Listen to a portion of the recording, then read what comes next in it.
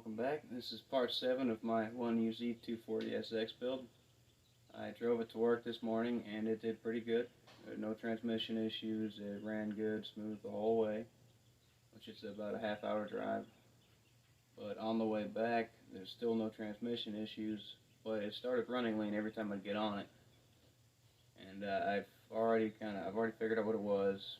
It was the same fuel pump issue as in the last video. I think it's pulling all that crud up to the sock and blocking it off after it would drive that long. Because I could put it in neutral and shut it off just for maybe 10 seconds, fire it back up, and just it'd run like a top. But then you'd get 10 miles down, or probably 5 to 10 miles down the road, and it'd start acting up again. Like part throttle was fine, but as soon as you stabbed off in it, it just surged and just ball. So I'm just going to have to fix that. I definitely can't dyno it. I can't do that. It's been very inconsistent like that.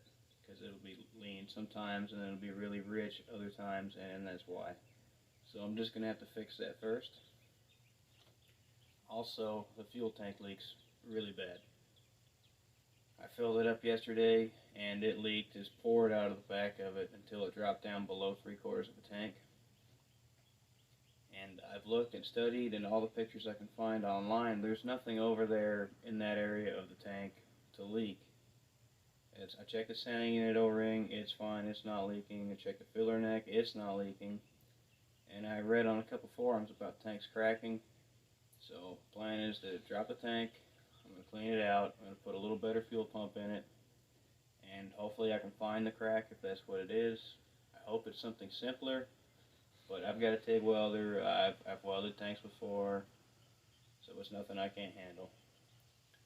But I gotta get it out just to find out. So here we go.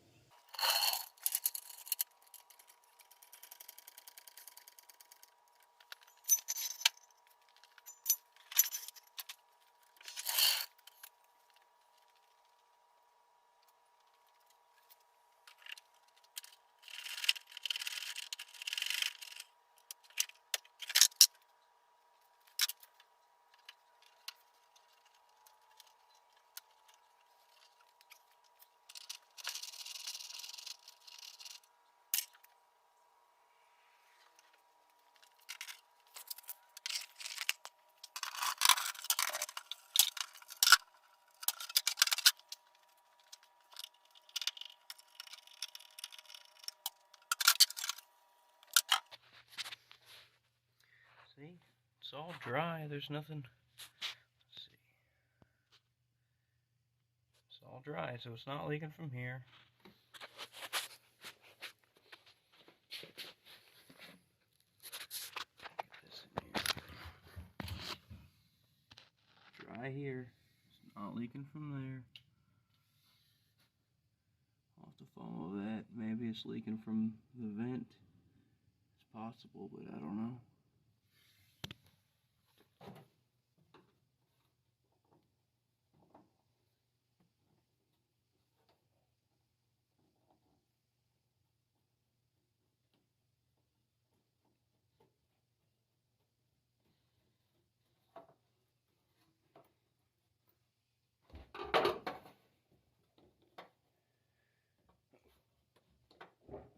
Here comes the mess.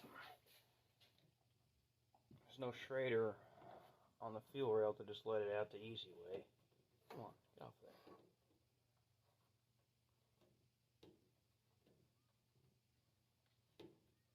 Son of a... There goes... Who?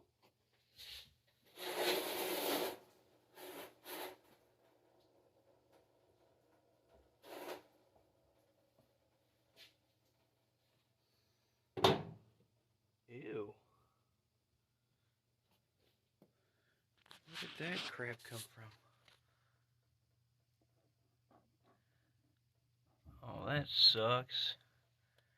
No telling how big of a mess it's going to be getting all that out of the fuel system.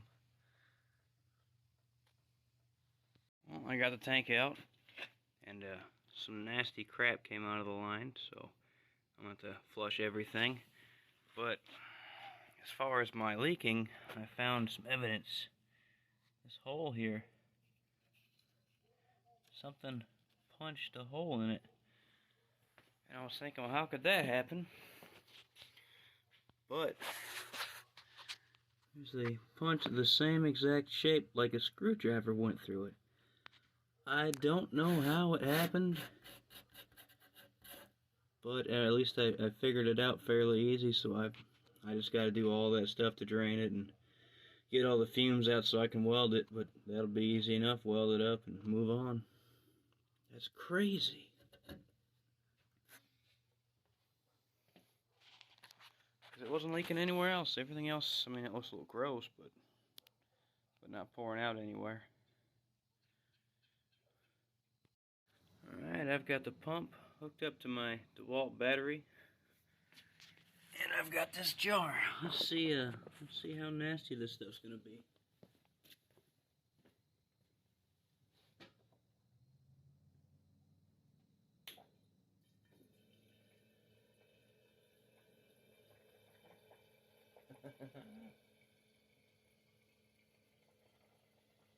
That looks good.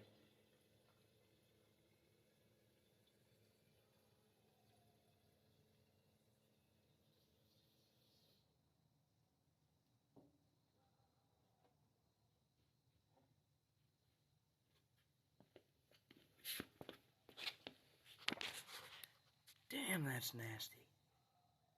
Well, that'll cause a problem.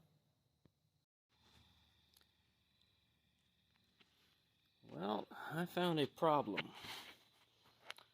Once I started cleaning it out, it started leaking from the bottom. And oh, you see my fingers right there. You can see that hole there? That's my fingers moving around under that. It rotted through. The goo was the only thing sealing the tank. So this one is done. I'm gonna have to either buy some kind of, there's some replacement ones on the internet for like $400, $500. Hopefully I can find one locally. I'm back at it again, working on my 240. I've ran into a couple more problems with the fuel tank clean out and fuel pump replacement. But I've ended up ordering a new one. For whatever reason, you can still get a genuine Nissan part. The whole fuel tank, it's not cheap, but you can get a brand new one. So I've ordered one. So I don't want to have to do this again. I don't want to patch it. But it's only, it's going to be here on Tuesday, a week from now. So I'm going to have to find some other things to do before I can get it back together and start driving again. But I want to show you the damage to the factory tank, just to see why I don't want to mess with it.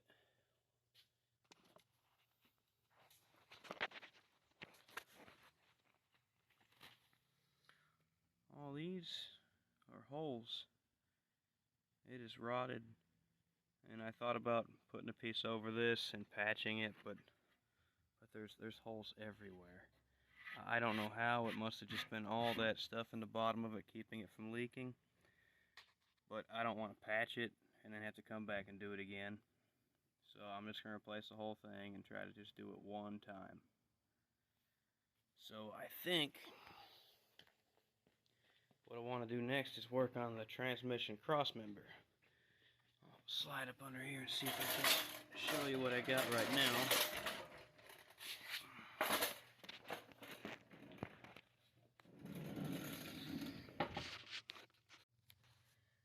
This is what I got. This is the front bolt hole. This is where this is supposed to be here and slid forward, but it was hitting the pan, so I just scooted it back.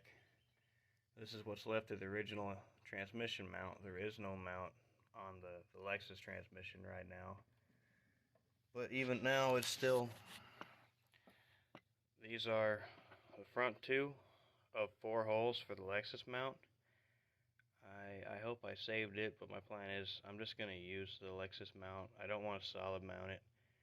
I don't really think it's going to matter if I soft mount the transmission, because I'm kind of thinking about using one of those the shackle bushing type engine mounts in the front.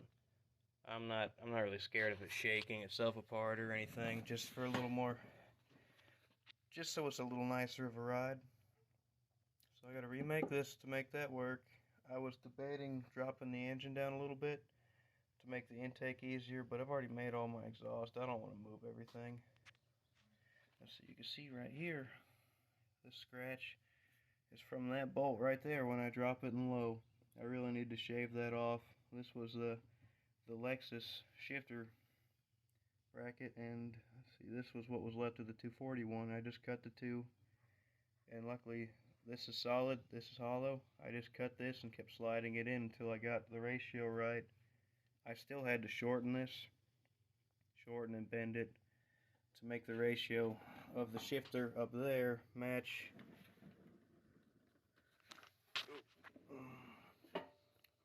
this ratio. But I got it down pretty good. I just need to get that bolt not scrubbing it. You really don't ever put it in first that much, and it's just barely touching. You can side load the shifter and it doesn't hit at all, and you don't have to side load it that hard. It just needs a, if I shaved that thread in half or bent this just a hair more, I'd have it. Like, that's clear. Now it's not clear. Not. So that's no big deal. This will give me a chance to show you my drive shaft setup. The Lexus uses a 3-bolt flange, and I bought this, which when I bought it, it was for a Supra, but it's the same flange, the same adapter.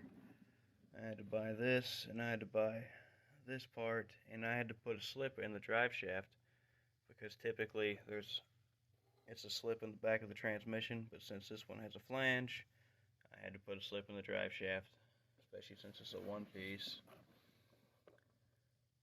And just an adapter in the back, and done. Nothing too fancy. So far, this is what I got, or at least where I'm going with it. I'm going to use this hole, and then I'm going to put a nutsert in that hole, and that scoots this back enough that I'd barely have to trim, like right there where it's touching. And then there's not much room. Not much room at all, so I'm going to have to ditch this out, just cut it down a bit, and then fill it back in with some sheet metal just to put the structure back into it. And I'm going to make a plate to bolt to this, and then I will have a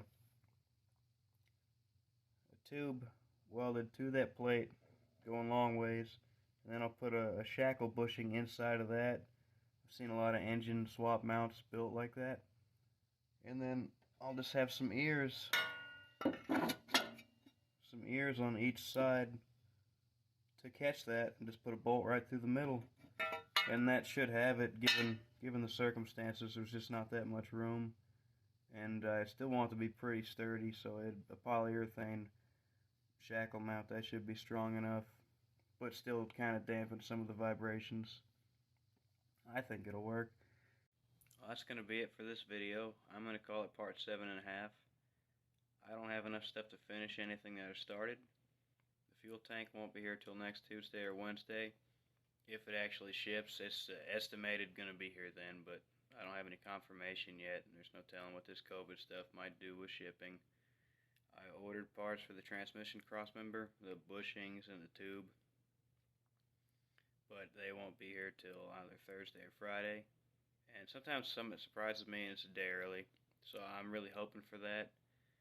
But hopefully all that stuff gets in, or at least the transmission stuff gets in, so I can finish this video. Thank you for watching. Please like and subscribe.